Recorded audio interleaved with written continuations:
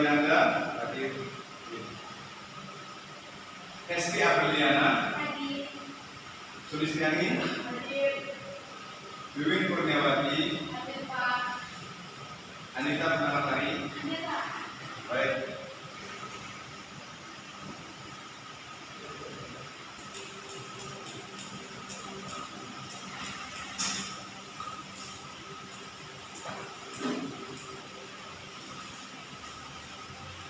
Baik anak-anak, hari ini Bapak akan menyampaikan sedikit yang akan menjadi pembahasan kita pada hari ini. Kita akan masuk pada bab 5, yaitu tentang kegemilangan dinasti Ayyubiyah.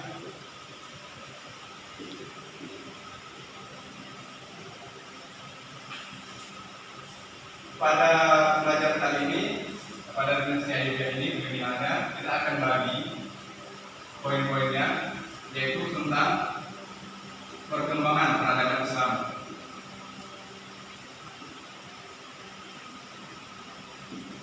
Islam pada masa Ayyubiyah. Yang kedua itu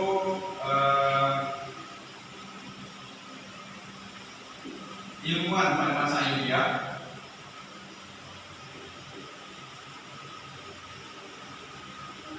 Yang ketiga contoh teladan atau peran dari ilmuwan tersebut.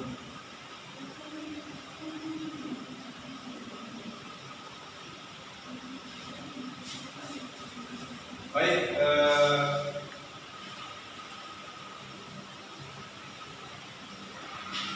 kita akan melakukan pembacaan pada hari ini maksananya. Sebelum itu, pada buku kalian sudah terdapat gambar-gambar yang berkaitan dengan peradaban dinasti Ayyubiyah. Nah, sebelum kita melanjut kepada pembahasannya, ada baiknya kalian untuk mengamati gambar tersebut. Kemudian salah satu dari kalian perwakilan untuk menyampaikan pengamatan kalian, hasil pengamatan tentang gambar tersebut. Untuk itu saya persilakan untuk kalian mengamati gambarnya dulu. Baik, kepada siswa sekalian silakan untuk menanggapi atau menyampaikan hasil pengamatannya pada salah satu yang mewakili. Saya persilakan. Saya, Pak. Ya, Anita, saya persilakan.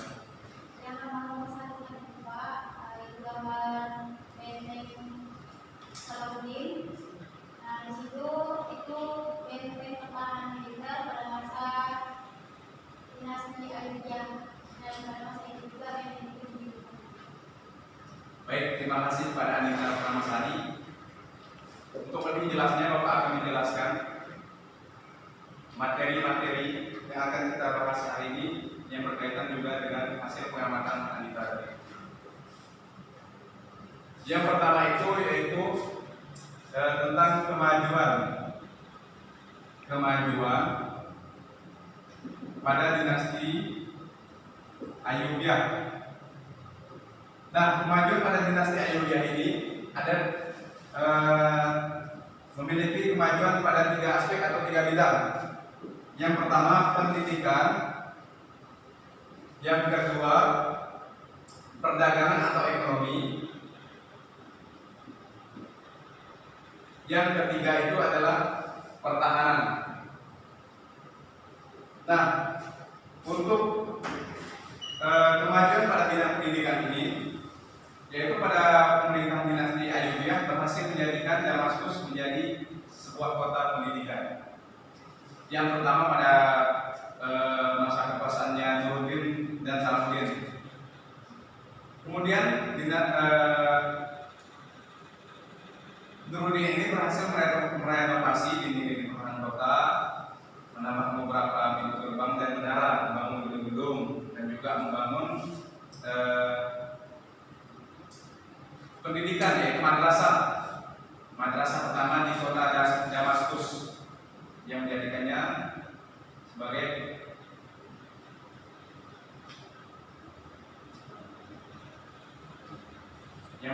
menjadi sekolah pertama di Damaskus. yang difokuskan pada masa itu untuk perkembangan ilmu hadis sekaligus mengikuti model madrasah yang dikembangkan pada masa Nizamiyah.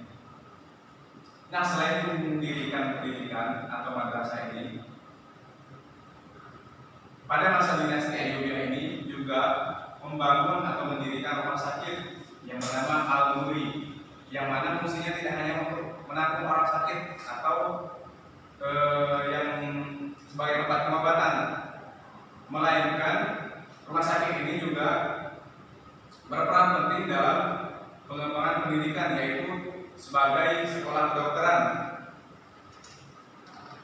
yang mana pada saat itu jejak arsitekturnya dapat dilihat pada bangunan monumen yang salah satunya sampai saat ini masih bisa kita lihat, yaitu di Menara Benteng Aleppo. Selanjutnya, Salahuddin Yusuf al-Ayyubi juga mencurahkan perhatiannya pada bidang pendidikan dan arsitektur yang memperkenalkan pendidikan madrasah berbagai wilayah di bawah kekuasaannya, membangun rumah sakit dan sebagainya. Kemudian masuk kepada bidang yang kedua, yaitu ekonomi dan perdagangan. Nah, pada bidang ekonomi ini, pemerintahan dinasti Ayyubiyah sudah menjalin kerjasama perdagangan dengan kota-kota di Laut Tengah, Lautan India, dan menggunakan sistem perpajakan. Nah, sistem ekonomi dan perdagangan sudah menggunakan sistem kredit, bank, termasuk letter of credit. Bahkan ketika itu sudah ada mata uang yang terbuat dari emas. Sudah dimulai percetakan mata uang dirham campuran yang sering kita kenal dengan istilah fulus. Fulus itu artinya percetakan mata uang dirham campuran. Dan juga di dalam bidang industri sudah terdapat pabrik karpet, pabrik kain, dan pabrik tulas. Selanjutnya pada bidang militer dan sistem pertahanan. Pada bidang militer dan sistem pertahanan ini, pada masa pemerintahan Salahuddin, kekuatan militernya terkenal sangat tangguh, yang memiliki alat perang, panah, kuda, juga memiliki benteng yang sangat kokoh yang seperti kita bahas tadi di awal yang mengamati gambar. Itu yang dikenal dengan sebutan benteng Salahuddin al-Ayyubi yang sampai hari ini masih kita lihat berdiri tegak dan megah sekali. Yang kedua, kita masuk kepada pertumbuhan perkembangan Al-Azhar. Al-Azhar ini merupakan tempat ibadah yang didirikan oleh panglima dinasti Fatimiyah. Dinasti Fatimiyah ini adalah dinasti sebelum dari Ayyubiyah, dinasti Ayyubiyah, yang didirikan pada tahun 970 Masehi atas perintah Khalifah Al-Mu'izz didirikan sebagai tempat ibadah atau masjid. Nah, tempat ini juga sebagai tempat untuk mengembangkan ajaran-ajaran Syiah dan lambang kepemimpinan spiritual umat Islam pada masa itu. Sebelumnya Al-Azhar bernama Masjid Al-Qahirah dan sekarang dikenal dengan Al-Azhar. Pembangunannya dimulai pada tanggal 4 April 970 Masehi dan diresmikan sebagai tempat pasangan ibadah. Peresmian itu ditandai dengan terlaksananya sholat Jumat berjamaah pada masa itu. Setelah Al-Azhar resmi menjadi masjid negara, kegiatan ilmiah pertama kali dilakukan pada masa itu yaitu berkumpulnya para ulama, terdiri dari para fuqaha terkenal dan pejabat pemerintahan Fatimiyah untuk mendengarkan ceramah umum dari Abu Hasan Al-Mu'aman Ibnu Muhammad Al-Qirawani sebagai kadhi dan budak atau hakim agung yang kita kenal dinasti Fatimiyah pada bulan Oktober 975 Masehi atau dalam kalender Islamnya Safar 365 Hijriah. Nah, selanjutnya Al-Azhar pada masa dinasti Ayyubiyah. Pada masa dinasti Ayyubiyah ini Al-Azhar terdapat perubahan, walaupun tidak begitu signifikan, akan tetapi perubahan ini sangat berpengaruh pada masa Sultan Salahuddin yang mengeluarkan beberapa kebijakan mengenai Al-Azhar. Di antaranya itu Al-Azhar tidak boleh lagi digunakan untuk tempat ibadah, untuk sholat Jumat atau kegiatan madrasah lainnya. Alasannya karena Al-Azhar pada masa dinasti Fatimiyah ini digunakan untuk pengembangan ajaran Syiah. Yang kemudian Salahuddin menunjuk seorang kadi, Sadruddin Abdul Malik bin Darabas, menjadi kadi tertinggi yang berfatwa melarang umat Islam saat itu untuk melakukan sholat Jumat di Masjid Al-Azhar dan hanya boleh melakukan di Masjid Al-Hakim saja. Kemudian setelah 100 tahun mendatang, Masjid Al-Azhar didirikan kembali perannya pada zaman pemerintah Sultan Malik Al-Zahir Baibars dan dinasti Mamluk. Meski ada larangan untuk tidak menggunakan Al-Azhar sebagai pusat kegiatan madrasah, masjid tersebut tidak sepenuhnya ditinggalkan oleh murid-muridnya dan juga gurunya. Selanjutnya kita akan masuk ke ilmuwan dan ulama pada masa dinasti Ayyubiyah. Banyak ilmuwan yang dan ulama pada dinasti Ayyubiyah ini dan juga peranannya dalam perkembangan atau kegemilangan dari peradaban Islam pada masa dinasti Ayyubiyah. Yang pertama itu adalah As-Suhrawardi Al-Maktul, yang mana ilmuwan ini memiliki banyak gelar, di antaranya Syekh Al-Ishraq, Al-Hakim, Al-Sahih, dan sebagainya. Ajaran sufisme yang terangkum dalam kitab Awarik Al-Ma'arif membahas tentang ma'rifat, fakrot, tawakul, mahabbah, fana, dan baka. Adapun pemikiran teosofinya disebut konsep cahaya atau iluminasi, perpaduan antara rasio dan intuisi. Kemudian pada ulama yang kedua atau ilmuwan yang kedua yaitu Ibnu Al-Adim. Nah, Ibnu Al-Adim ini adalah seorang sejarawan termasyhur. Karya-karyanya adalah Zuhdam, Al-Halab, Min Tariq Halaba, Bukiyah, At-Talik, Fitarik Halaba, tentang sejarah Aleppo atau Halaba yang disusun secara alfabetik, terdiri dari 40 juz dan 10 jilid. Kemudian ulama yang ketiga Al-Bushiri. Al-Bushiri ini dikenal sebagai orang ahli sastra dengan hasil karyanya yang termasyhur yaitu Qasidah Burdah. Qasidah Burdah ini adalah mutiara syair kecintaan Rasulullah pada zaman Rasulullah, maksud saya kecintaan syair pada masa kecintaan kepada Rasulullah. Maksud saya, saya ulangi, Qasidah Burdah adalah mutiara syair kecintaan kepada Rasulullah. Puisi pujian Al-Bushiri ini pada Nabi tidak terbatas pada sifat dan kualitas pribadi Nabi saja, tapi mengungkap kelebihan Nabi yaitu mukjizat Al-Quran. Al-Bushiri ini sebenarnya tidak hanya terkenal pada karyanya yang mudah saja, melainkan dia juga dikenal sebagai orang ahli fikih, ilmu kalam, dan ahli tasawuf. Yang selanjutnya Abdul Latif Al-Baghdadi. Ilmuwan ini adalah seorang ulama berpengaruh yang menginspirasi ulama-ulama Al-Azhar lainnya. Ahli ilmu mantiq, bayan, hadis, fikih, ilmu kedokteran, dan ilmu lainnya, sekaligus sebagai tokoh berpengaruh dalam pengembangan dan penyebaran mazhab Sunni di Mesir. Selanjutnya Abu Abdullah Al-Qudain. Ilmuwan ini merupakan seorang yang ahli fikih dan hadis dan juga sejarah. Beberapa karyanya adalah Syihab yang berarti bintang, Sanadus, Syihab yang berarti perawi hadis yang sahih, Manaqib Al-Imam Asy-Syafi'i yaitu diberti Imam Syafi'i, Anba al-Anbiya, cerita para nabi, dan sebagainya. Selanjutnya Abu Abdullah Muhammad Al-Idrisi, yaitu seorang ahli geografi dan juga ahli botani yang mencatat penelitiannya dalam kitab Al-Jami'an Ashtad An-Nabat, yaitu kitab kumpulan dan tanaman. Selanjutnya Ad-Dawi. Ad-Dawi adalah seorang ahli botani, mengarang kitab Nuzhah dan Nufus, An-Nufus, wa al-Afkar, Ma'rifah, wa al-Ajhar, Ahjar, wa al-Ashjar, yaitu kitab komprehensif tentang indikasi tanaman, batuan, dan pepohonan yang berkaitan dengan alam. Selanjutnya Syekh Syam'al Al-Din Ibnu Khalikan, seorang ahli sejarah yang mengarang kitab Wafiyat Al-Ayan. Seterusnya Syekh Abu Al-Qasim Al-Manfardi, seorang ahli fikih, Al-Bufi, seorang ahli bahasa, Abu Abdullah Muhammad bin Barakat, seorang ahli nahwu dan ahli tafsir. Nah, jadi untuk sekian penyampaian materi dari Bapak, Selanjutnya kita akan melakukan diskusi, yaitu Bapak akan membentuk kelompok bentuk 3 kelompok kemungkinan, atau 2 saja, 2 kelompok saja. Dalam satu kelompok ada 3 orang, ada 4 orang, yang mana kalian tugasnya untuk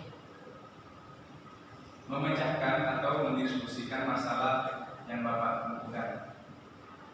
Untuk seterusnya kalian akan menyampaikan hasil diskusi kalian ke depan, dan kita akan diskusikan sama-sama selanjutnya.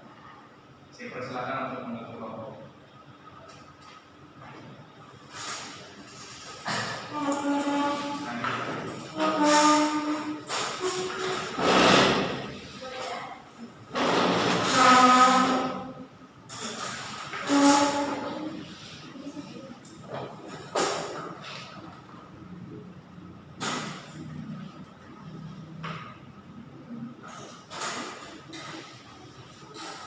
Baik, permasalahannya nanti kalian diskusikan.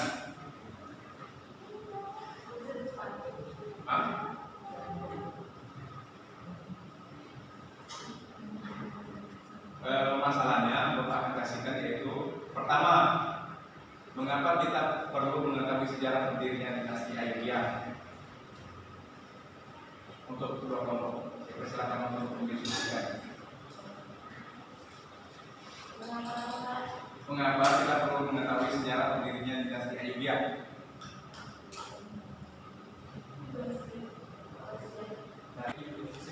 Baik anak-anak, silakan untuk berdiskusi. Selanjutnya perwakilan dari masing-masing kelompok untuk menyampaikan hasil diskusinya. Bapak beri waktu 1 menit dimulai dari sekarang.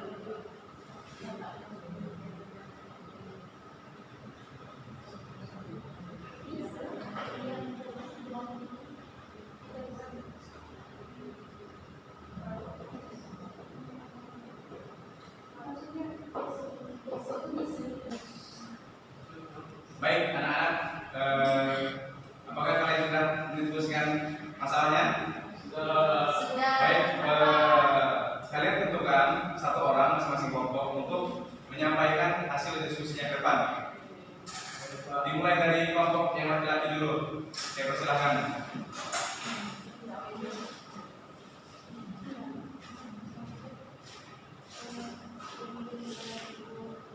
Untuk yang kelompok perempuan harap didengarkan.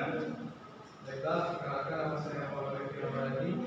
Ini saya akan menyampaikan hasil diskusi dari kelompok 1 tentang mengapa kita perlu mengenal dinasti Ayyubiyah, agar kita lebih memahami bagaimana perkembangan zaman dan budaya pada saat hadirnya atau terbentuknya dinasti Ayyubiyah, hingga dinasti tersebut menjadi dinasti yang hancur. Baik, terima kasih kepada Rifki Muhammad Rifki dan Rifki Ramadhani. Mohon maaf. Baik, selanjutnya kepada kelompok yang perempuan, saya persilakan perwakilan 1 orang. Jadi ini hasil diskusi dari kelompok kami. Kenapa kita perlu mengetahui berdirinya dinasti Ayyubiyah? Nah, karena dinasti Ayyubiyah ini mengalami puncak kejayaan pada masa kekhalifahan Salahuddin Ayyubi. Salahuddin terkenal seorang panglima perang yang gagah, berani, dan disegani. Jadi Salahuddin sangat memperhatikan kemajuan pendidikan. Dinasti Ayyubiyah pun mencapai kemajuan dalam bidang perdagangan dan perindustrian. Sekian. Baik, terima kasih kepada ST. Kita beri aplaus dulu.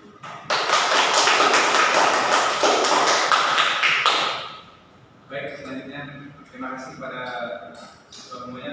Sebelumnya saya katakan juga bahwa kita sangat perlu memahami atau mengetahui tentang sejarah, yaitu terutama yang kita pelajari saat ini dinasti Ayyubiyah, di mana ini akan menjadi domain atau tolak ukur kita untuk menjalani kehidupan kedepannya, hanya untuk pengembangan diri maupun pengembangan kebangsaan pada negara ini. Baik, selanjutnya